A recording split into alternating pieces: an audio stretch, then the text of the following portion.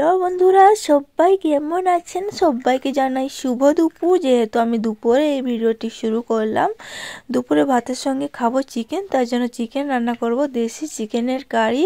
আলুটা খুব সুন্দর করে ভেজে নিচ্ছি, লাল লাল করে।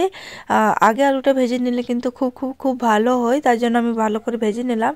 এর মধ্যে ফোড়ন দিয়ে দিলাম দেখো, তেজপাতা, শুকনো লঙ্কা, জিরে, এরপর দিয়ে দিলাম পেঁয়াজ। তো ভালো করে আমি কিন্তু ব্রাউন করে ভেজে নেব। আর দিয়ে দিলাম ওর মধ্যে কিন্তু রসুন আর আদার পেস্ট। তো দেখো একই সঙ্গে পুরোটাই দিয়ে দিলাম। তো তারপর আবার একটু নাড়াচাড়া করে নেব। নাড়াচাড়া করার পর দিয়ে দেবো লঙ্কার গুঁড়ো।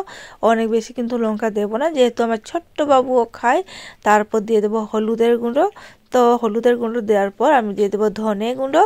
তো এরপর দিয়ে দেবো একটু জিরে গুঁড়ো। তো চলো এরকম গুঁড়ো দিয়ে কিন্তু ভালো করে কষিয়ে নিলে যা ভালো লাগে না খেতে, খুবই ভালো লাগে। তো কষানো হয়ে গেছে, দিয়ে দিলাম কিছুটা জল। অবশ্যই আমাকে জানাবে তোমরা কিভাবে রান্না করো, আমি তো এইভাবেই রান্না করি। তো আমি কিন্তু আজকে স্পেশালিভাবে একটু রান্না করব, প্রেসারে দিয়ে রান্না করব। এদিকে দেখো চিকেনটা কিন্তু ভালো করে ধুয়ে দেবো। চিকেনটা অনেকটাই, মনে হয় 2 কেজি মতো চিকেন। আর এই যে পাটা দেখছো, এটা কিন্তু তোমাদের দাদাভাই খেতে ভীষণ ভীষণ ভালোবাসে।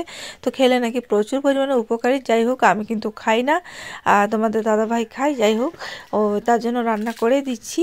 আর এদিকে দেখো চিকেনটা দিয়ে কিন্তু ভালো করে একটু নাড়াচাড়া করে নিতে হবে। শুধু তো একটু নাড়াচাড়া করলে হবে না, নাড়াচাড়াটা কি বলতো অনবরত করতেই হবে। আর তার মধ্যে দিয়ে দিলাম কিছুটা পেঁয়াজ। দেখলাম প্রচুর পরিমাণে মাংস, মানে মাংসর যেহেতু পরে এনেছে, যাই হোক চিকেন তো পরে এনেছে। দেখলাম 1 কেজি বলেছিল, কিন্তু আনার সময় কিন্তু 2 কেজি নিয়ে এসছে। তার জন্য আরও এক্সট্রা পেঁয়াজ কিন্তু উপরে তোমরা দিতে পারো, মশলার সঙ্গে না দিলেও। পরে যে যখন মাংসটা কষাবে তখনও তুমি পেঁয়াজটা দিতে পারো। পেঁয়াজ টমেটো আমি একই সঙ্গে দিয়ে দিয়েছিলাম। এদিকে দেখো আমার কষানো কিন্তু কমপ্লিট, তেল বেরিয়ে গেছে। এবার তো খেতে মন চাইছে বলো। তো যাই হোক খেতে পারবো না, কারণ প্রচুর পরিমাণে শক্ত আছে, যেহেতু দেশি মুরগি। কি বলো ওটা, কি বলে? হ্যাঁ, সান্ডা মুরগি। তোমরা কি বলো আমাকে কমেন্টস করবে। যাই হোক দেখো প্রেসারের ভিতরে দিয়ে দিলাম, কারণ প্রেসারে কিন্তু 3টে সিটি মারলে কিন্তু আমার হয়ে যাবে। জাস্ট 5 মিনিট সময় লাগবে, আমার কমপ্লিট হয়ে যাবে। তো দিয়ে দিলাম দেখো আলু, তারপর দিয়ে দিলাম গরম মশলা।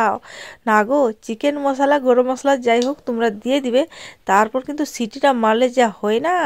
তো দেখো প্রেসারটা বসিয়ে দিলাম আমাদের গ্যাসের মধ্যে। জাস্ট 2টো সিটি কি 3টে সিটি লাগবে, কারণ কিছুক্ষণ আমি কষিয়েছি।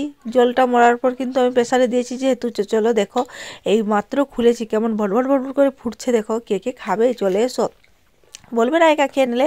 তো আমি এর মধ্যে কড়ার মধ্যে ঢেলে দিলাম, কারণ প্রেসারে বাড়তে ভালো হবে না, আর আলুটা ঘেঁটে যেতে পারে। তো যেহেতু আমি আলুটা অনেক পরে দিয়েছি, তার জন্য খুবই সুন্দর টাটকা টাটকা আছে।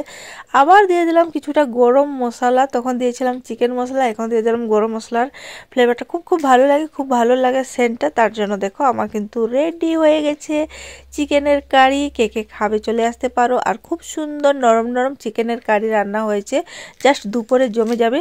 তবে চলো বেড়ে নিই ভাত।